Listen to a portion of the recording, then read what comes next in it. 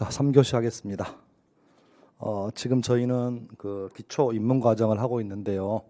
기초 입문서 가지고 말은 기초 입문서인데 심화입니다. 심화 중에서도 최심화입니다.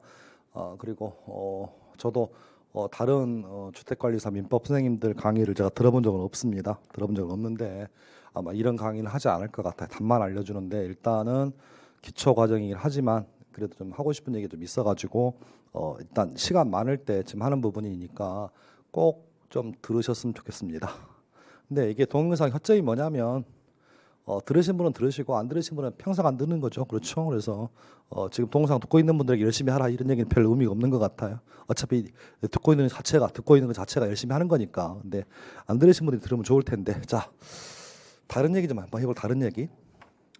예를 들어서 A란 사람이 B란 사람을 폭행했습니다. 뭐 두드려 팼다 그 얘기죠. 그래서 형법적으로 이분이 A가 가해자입니다. A가 가해자. 그리고 B가 피해자입니다. 이렇게 보면 이건 형법적인 영역이에요. 형법적인 영역. 형법의 영역이고요. 요걸 민법이라는 법으로 보면 용어가 생소해요, 지금. 그러니까 먼저 하고 싶은 얘기는 우리가 강의하다 보면 형법도 법이고 민법도 법이니까 이게 다 법인 줄 아세요. 물론 다 법은 법이죠. 근데 우리는 민법을 배우는 사람이지 형법을 배우는 사람이 아니잖아요, 지금. 그러니까 A가 B를 폭행했다, 두드려 팼다. 그래서 A가 가해자고 B가 피해자다라는 이런 용어는 형법적인 용어입니다. 그럼 민법적인 영역에서는 우리는 이걸 뭐라고 표현하냐면 A가 채무자라고 표현해요. 채무자. B는 채권자라고 표현합니다. 즉 폭행을 당했으면 B가 다쳤잖아요. 그래서 B에게 손해가 발생했을 것 같아요. 그래서 B는 A를 상대로 해서 두드려 맞았으니까 쉽게 표현하면 불법행위 당했잖아요. 그래서 불법 행위에 의한 손해배상을 청구할 수 있는 권리가 생겨요. 우리는 앞으로 이것을 불법행위에 의한 손해배상 청구권 내지는 손해배상 채권이라 불러요. 쉽게 표현하면 시쳇말로 깽값이죠. 깽값. 그렇죠? 그래서 채권자 은은, 채무자 갑에게 불법행위에 의한 손해배상 채권 1,000만 원을 받을 수 있는 권리가 있습니다라고 법에서 규정하고 있어요. 그럼 이랬을 때 A라는 가해자는 자신의 행위에 대해서 폭행이라는 이 행위에 대해서 A라는 가해자 채무자는 책임을 져야죠. 그렇죠? 이 책임의 의미가 형법이라면 뭐 감옥 가는 거고요. 교도소 가는 거고 민법이라면 돈으로 물어주면 돼요. 이해하셨나요? 끝. 그래서 결과적으로 이게 민법과 형법이 뭐 여러분 머릿속에는 공존합니다. 같이 있어요. 같이. 실은 영역이 다름에도 불구하고 전혀 다릅니다. 다름에도 불구하고 보통의 감정을 가지신 여러분이라면 형법인지 민법인지가 되게 헷갈려요, 이게. 근데 우리는 민법을 배우는 민법 학조 민린이지 형린이가 아니잖아요, 지금. 그렇죠? 그래서 용어를 좀 제가 이해하기 쉽게 표현한 것뿐이니까 우리는 가해자, 피해자 이런 말을 쓰지 않고 앞으로는 우리가 이렇게 A가 B를 폭행했다면 채권 채무만 놓고 보자. 권리 의무만 놓고 보면 당한 쪽은 권리자, 한쪽은 피해자기 뭐죠? 의무자. 그래서 채권자, 채무자라고 표현합니다. 그러면 맞은 쪽, 채권자는 때린 쪽, 채무자를 상대로 해서 불법행위에 의한 손해배상 청구권을 행사할 수 있다라고 보시면 돼요. 근데 여기서 용어를 좀 정리할 필요가 있는 게 뭐냐면 불법행위가 뭡니까? 불법행위가. 그래서 민법적으로 불법행위라고 하는 것은 불법행위라는 것이 성립하려면 불법행위가 되려면 1번 가해자에게 고의나 과실이 있어야 합니다. 있어야 합니다. 두 번째 가해자의 그 행위가 위법해야 합니다. 법을 어겨야 돼. 그리고 세 번째 제일 중요한 거 피해자에게 손해가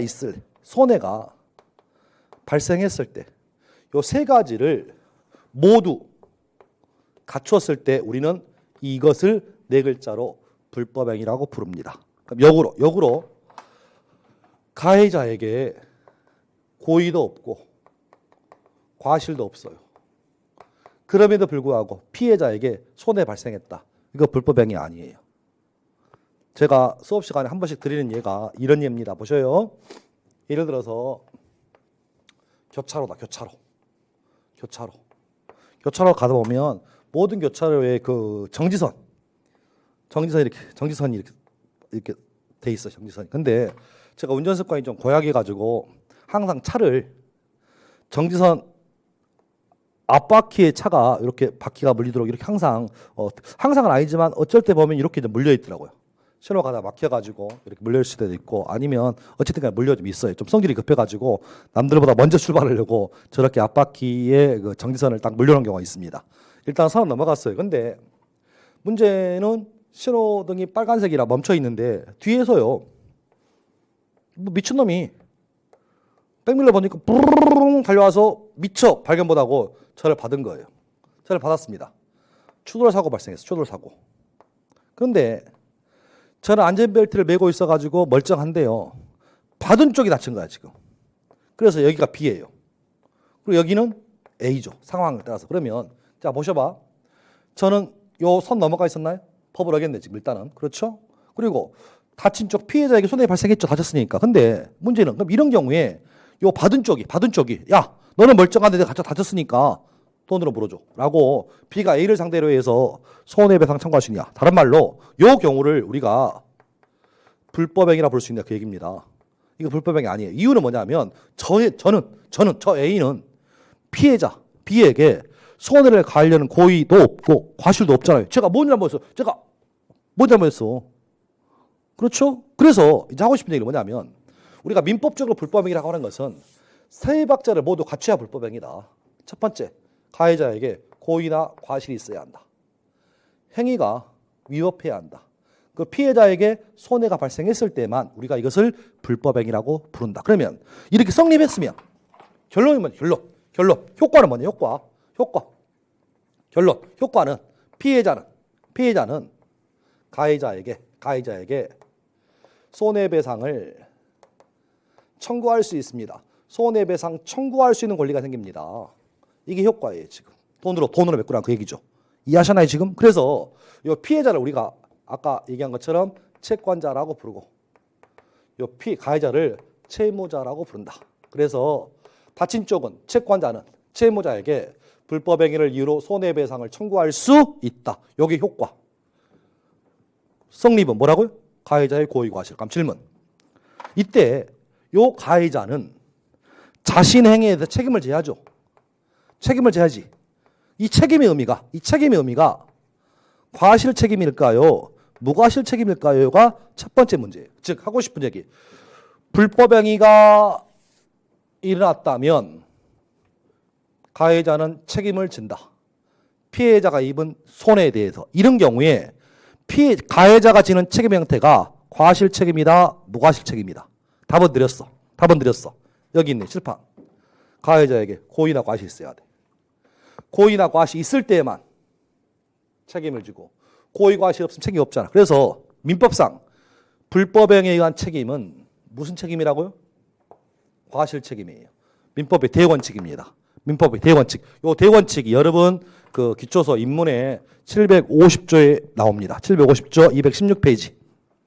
750조 읽어볼까요? 제목 불법행위의 내용. 이 말의 의미는 불법행위는 이런 거예요. 읽어보죠. 고의 또는 과실로 인한 위법행위로 타인에게 손해를 가한 자, 다른 말로 가해자는 손해를 배상할 책임이 있다. 책임의 동그라미. 그럼 질문 칠판. 책임이 있다 라고 했다면 이 책임의 의미가 과실 책임인가요? 무과실인가요?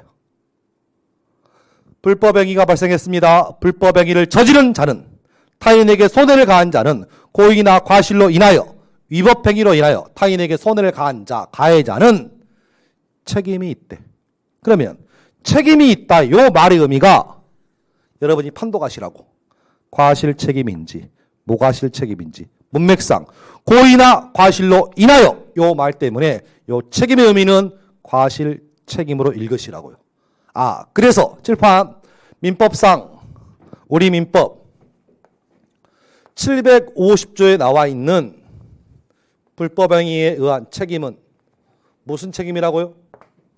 과실 책임입니다. 이게 민법의 대원칙입니다. 이게 민법의 대원칙이다. 그래서 여러분이 저뿐만 아니라 모든 사람이 여러분의 저의 고의나 과실로 인해서 그 행위가 위법한 결과 타인, 상대방한테 손해를 발생시켰다면 여러분은 이유불문하고 750조에 의해서 여러분은 과실 책임을 지는 게 민법의 대원칙입니다. 대원칙이야. 여기 대원칙이라고. 이해하시나요 지금? 자, 다른 얘기. 한번 볼까요? 예를 들어서 보세요. 자,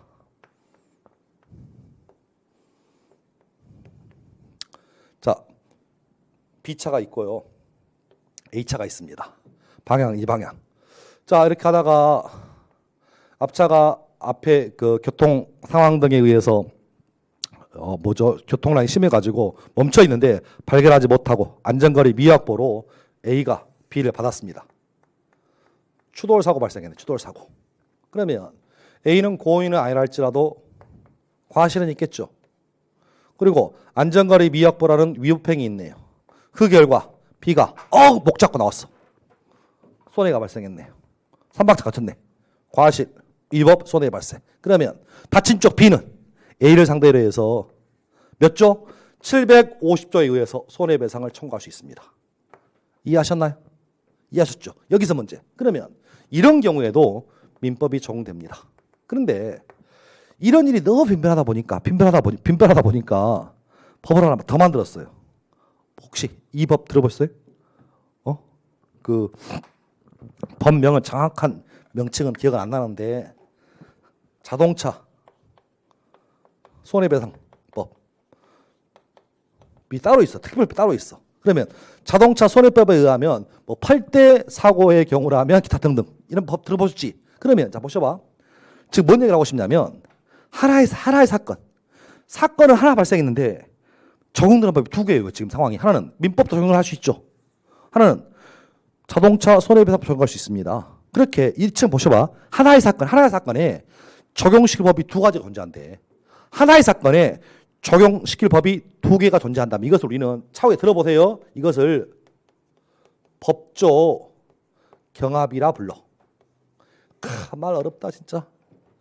법 조문끼리 서로 경쟁한다고요. 법조 경합이 발생하면 민법은 일반법, 자동차 손해배상법은 특별법. 그래서 무조건 자동차 손해배상법을 적용합니다.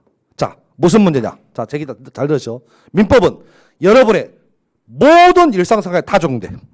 다 적용돼요.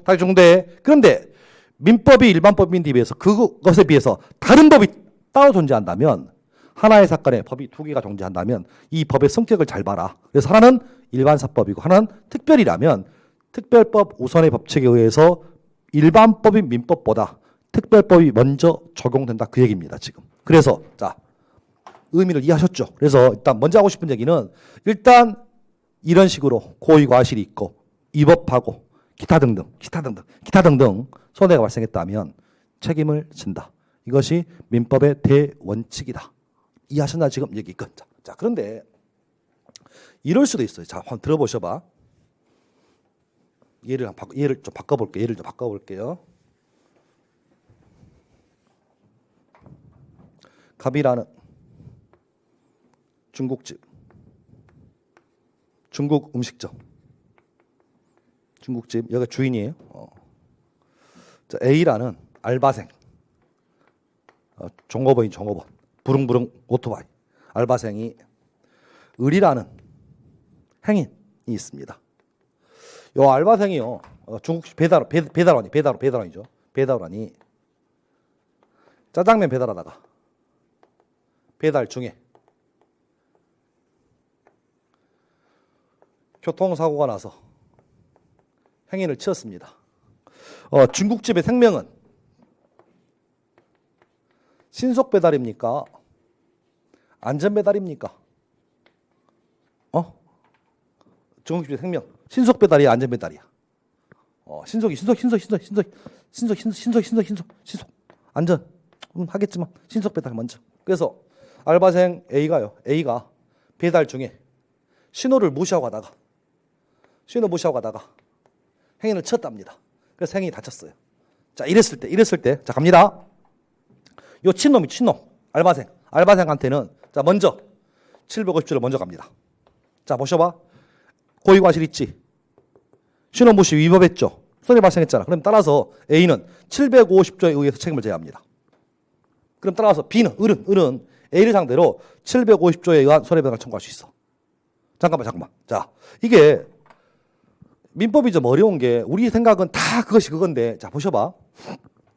을은 A를 상대로 다친 것에 대해서 깽값을 넣으면은 손해배상을 청구할 수 있습니다.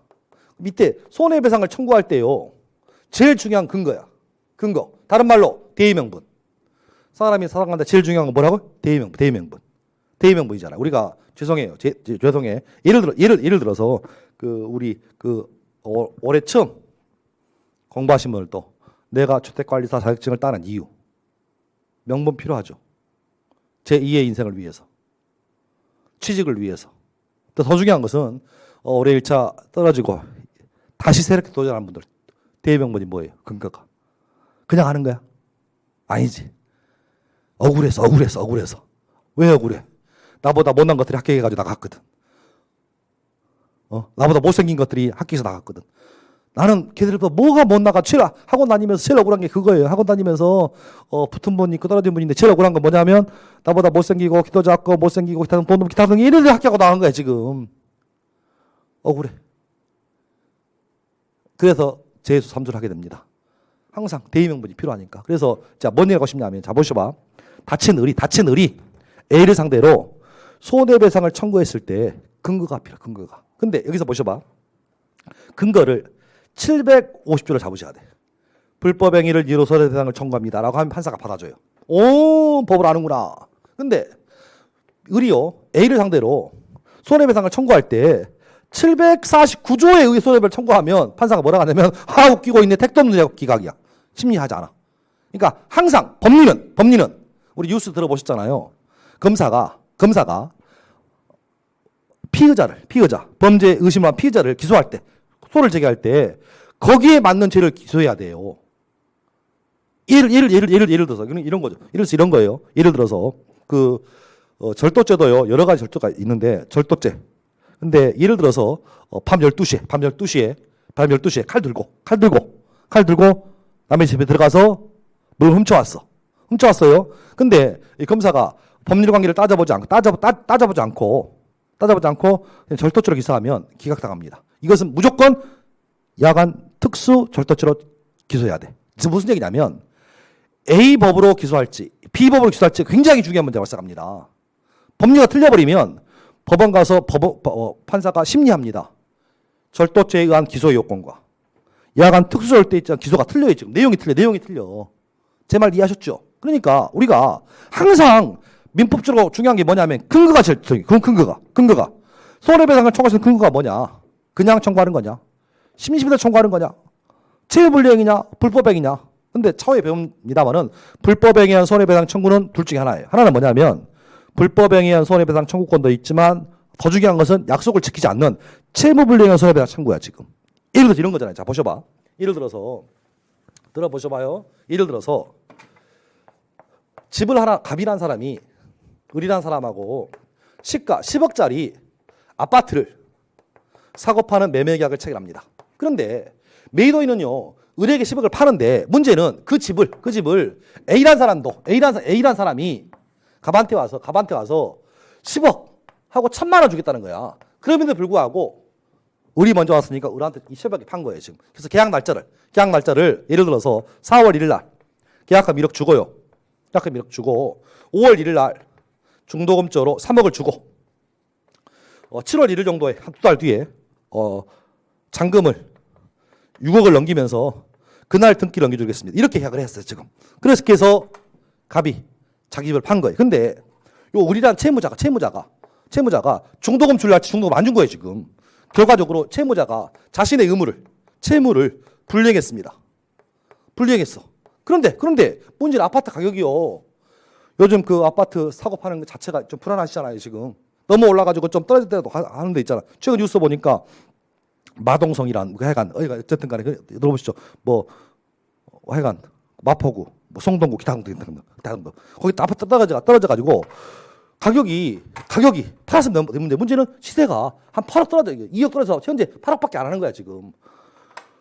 1,000만 원 더 주겠다는 A한테 팔지 않고 우리한테 팔았는데 문제는 A가 우리 약속을 지키지 않는 바람에 가격이 떨어진 거예요 지금. 그럼 여기서 문제입니다. 여기서 문제. 갑은 의뢰 상대로 해서 약속 안 지켰잖아. 그래서 손해배상을 청구할 수 있다는 거예요 지금. 그런데 여기서 문제입니다.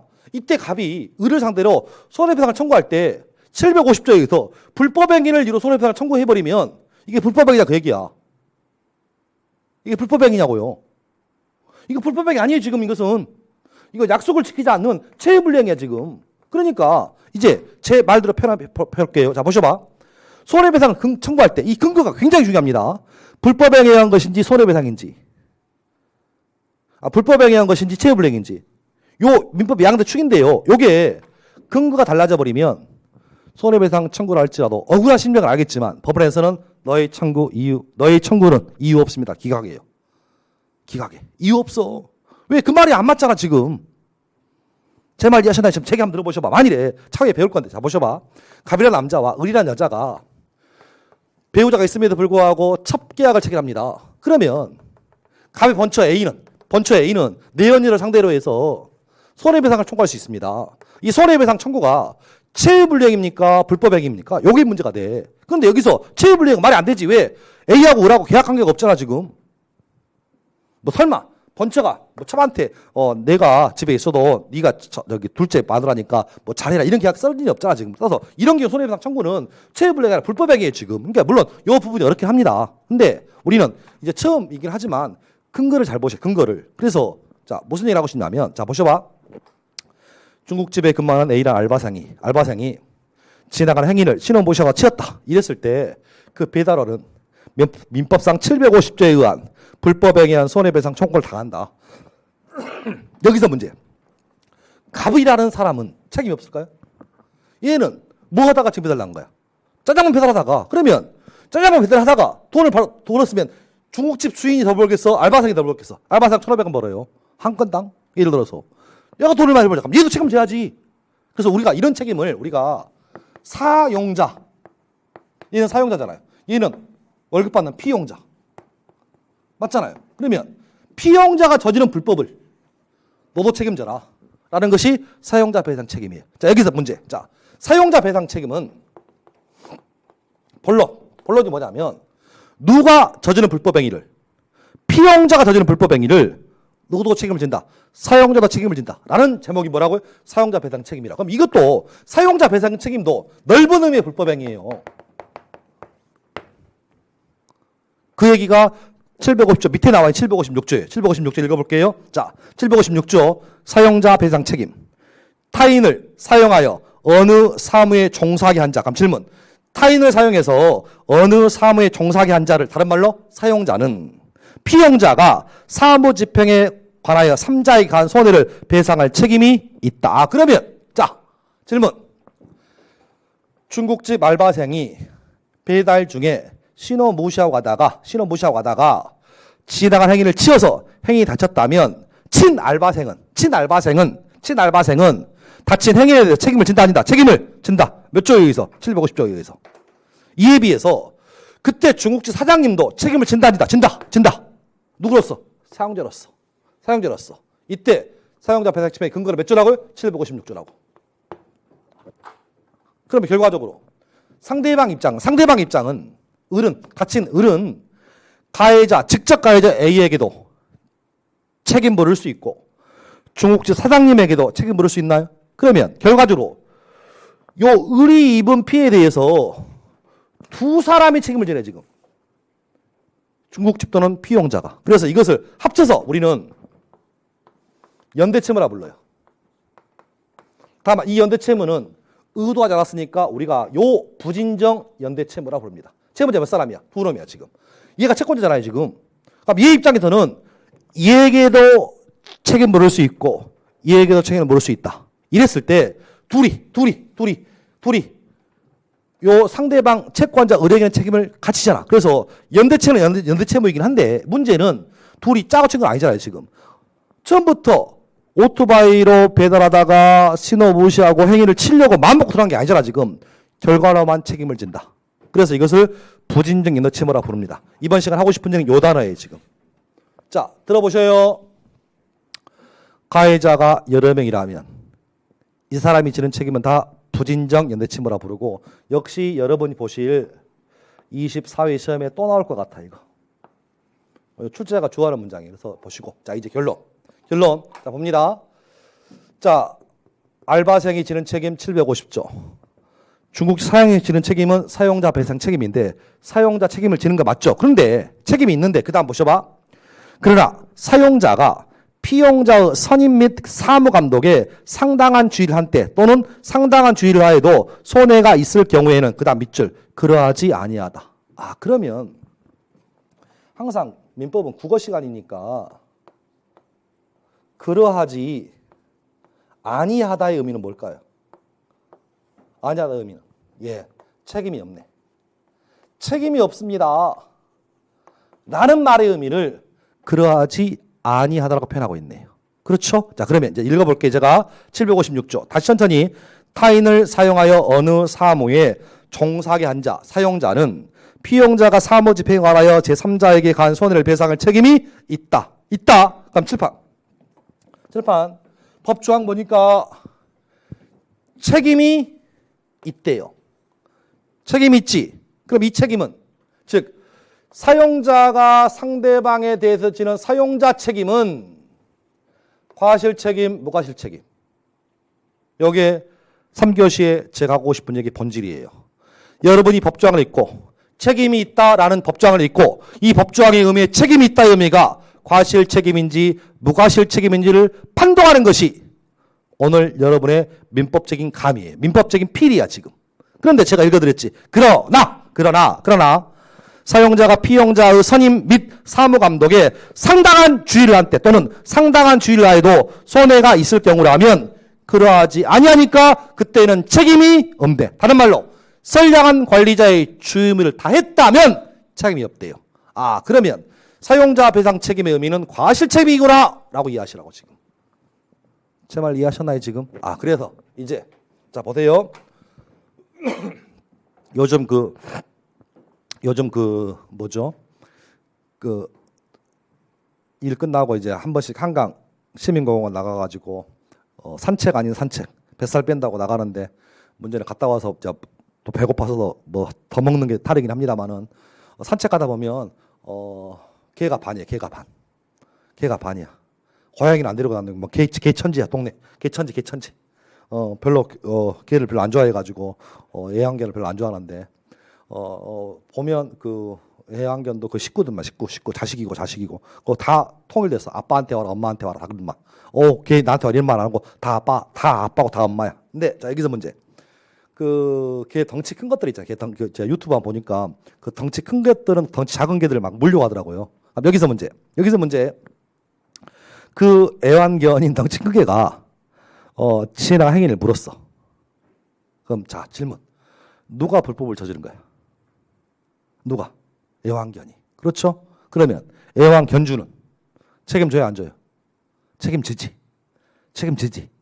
그렇잖아요. 자 그래서 자 759조 제일 아랫줄 보셔봐. 제일 아랫줄 동물의 점유적 책임 나왔죠. 점유적 책임. 자 그럼 자 보세요. 이게 의미가 있네. 의미가 좀 있는 것 같아.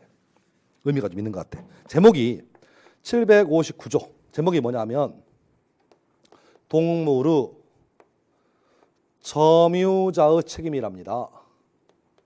그러면 자 동물이 사고 치면 동물의 점유자가 책임을 지는갑다. 뭐 그런 얘기 같아. 한번 읽어볼까요?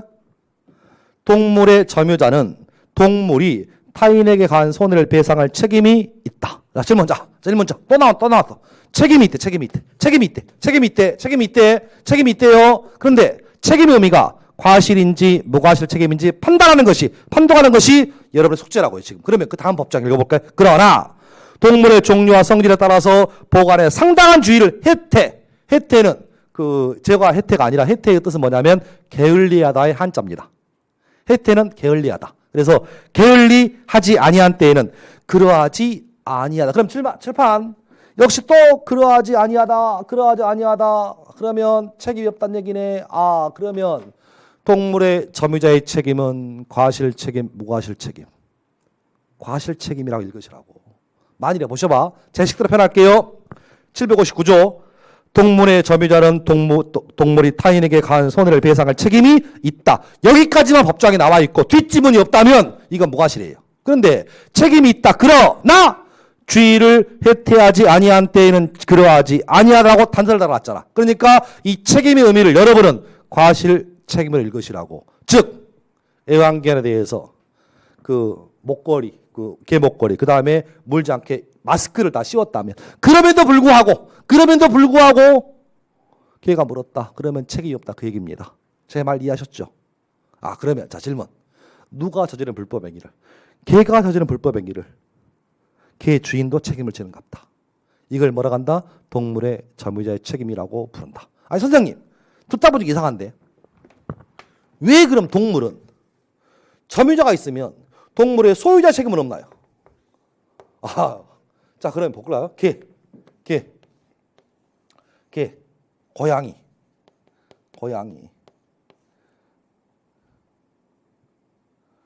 또 애완 게 뭐 있지? 뭐 뱀 이런 것들. 이것도 뭐 동물이죠. 이게 소유자가 있을 수 있을까? 걔 소유하면 걔를 어떻게 내 것이라는 걸 표시하죠? 고양이 내 거야. 이거 어떻게 표시해? 법적으로. 표시할 길이 없어 이것은. 그래서 점유자라는 말을 쓰는 겁니다. 이해하셨죠? 이게 굉장히 디테일한 차이예요. 디테일한 차이니까 법적으로 개의 주인 없다고. 고양이 주인 없다. 법적으로. 제 말 이해하셨어 지금? 물론 다른 법에 의해서 뭐 출산 용도 기타 등을 할 수 있는데 법적으로는 동물 같은 경우는 동산입니다. 동산은 점유해야 돼.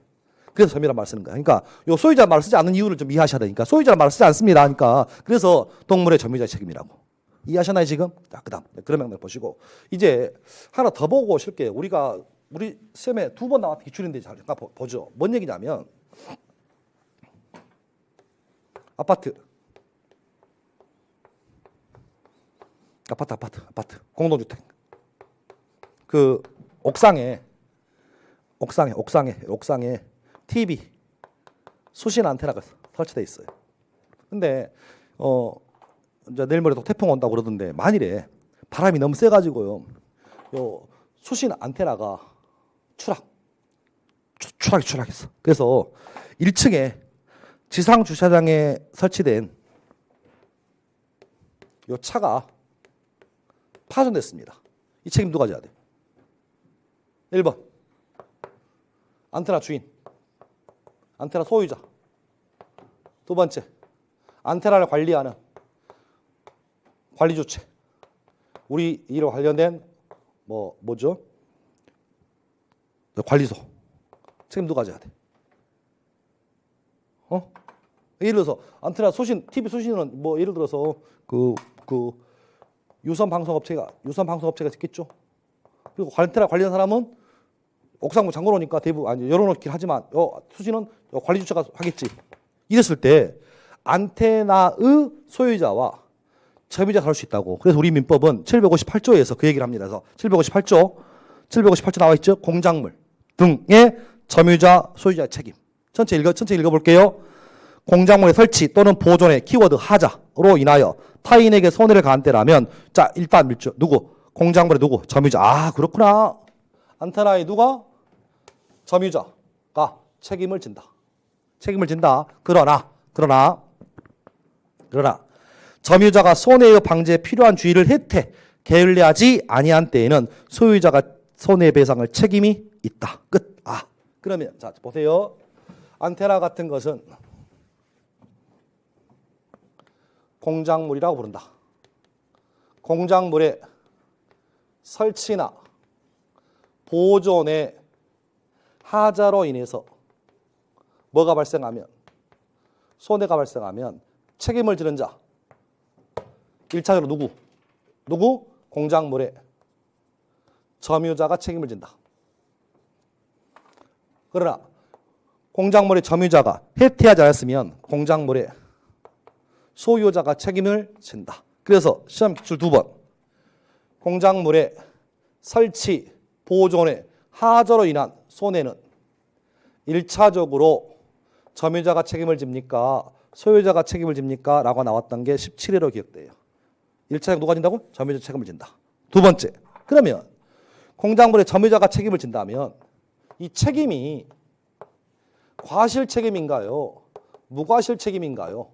라는 질문. 점유자의 책임은 과실 책임이에요. 두 번째, 문제는 이거예요. 소유자도 책임을 짓다고 하죠. 소유자가 책임을 진다. 이때 소유자의 책임은 과실 책임인가요? 무과실 책임인가요? 나왔던 게 22대 기출이에요. 무슨 책임? 무과실 책임이에요. 이유는 책임이 있다라고 하고 다른 말이 없잖아. 그러면 보셔봐. 제 얘기 들어보셔봐. 공작물의 점유자도 과실 책임이고 소유자도 과실 책임이라면 어떤 일이 발생하면 안테나가 떨어져서 자동차가 망가진 차주가 낭패를 볼 수도 있어요. 누군가는 책임을 져줘야 돼. 제 말 이해하셨어 지금? 그래서 소유자의 책임은 무과실. 우리 시험 21회 기출 공작물의 소유자의 책임은 과실 책임이다 라고 나왔던 게 X, 무과실 책임이다. 자 그러면 자 보셔봐. 이제 이번 시간 결론. 법 조항에 항상 읽으실 때 책임이 있다. 끝. 무과실이에요. 그런데 법 조항에 책임이 있다. 그러나 뭐라고 나와? 그러하지 않다. 이거 과실 책임이에요. 실은 요 얘기가 본질이에요. 실은. 그래서 이게 우리는 답만 아시는데요. 일단은 법 조항을 읽고 여러분이 그 책임의 의미가 책임이라 나와 있지만 과실 책임인지 무과실 책임인지는 구분하시라고. 제 말 이해하셨나요? 그래서 원칙은 과실인데 예외적인 무과실 책임이 있다. 그럼 여러분 출제자라면 과실 책임 내겠어? 무과실 내겠어? 예, 그래서 무과실만 냅니다. 그래서 칠판 보세요. 우리 시험에 공작물의 설치 보존의 하자로 인한 공작물의 소유자의 책임은 과실입니까? 무과실입니까? 이렇게 20일에 나왔다고요. 소유자의 책임은 무과실이라고. 점유자는 과실 책임이고 1차적으로 책임을 지고 2차적으로 책임을 진다. 1차, 2차 정리하시라고. 자 여기서 여러분 보신 24회 시험 기출문제 다시 반복될 확률이 있다. 그래서 요 얘기 좀 기억하시라고 좀 정리했습니다. 이해하셨죠? 여기까지. 그래서 나머지도 중요하게 합니다만은 여기 정도만 기억을 좀 하시면 좋겠습니다. 됐습니다. 자 이렇게 보고 좀 쉬었다가 다음 시간에 다른 얘기 좀 할게요. 잠깐 쉬었다 오겠습니다.